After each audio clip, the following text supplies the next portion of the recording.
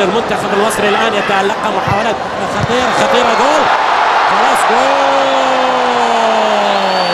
خلاص يعني تراجع واضح من المنتخب المصري، أعطى الفرصة للبرازيل يرقصون في ملعب المباراة، وهنا اللاعبين يرقصون لأن هولك حول الكرة وبالتالي إلى جوناس، وجوناس يوم خاص لجوناس لأن جوناس الآن يحتفل بتسجيله لهدفه الأول مع المنتخب البرازيلي. هولك لعبها صح وجوناس كان متمركز صح، وبالتالي البرازيل تسجل الهدف الأول.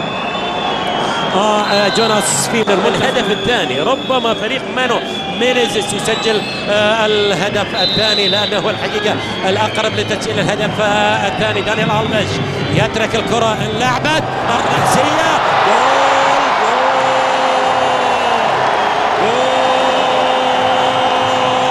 متوقع للبرازيل تماما. في الشوط الاول كانت كل الظروف مهيئه قبل ان ياتي الهدف، وسبب لي قلت هذا الكلام الحقيقه لان خلاص البرازيل ضاغطه، مصر متراجع. ايضا في الشوط الثاني المنتخب البرازيلي كان الاقرب للتسجيل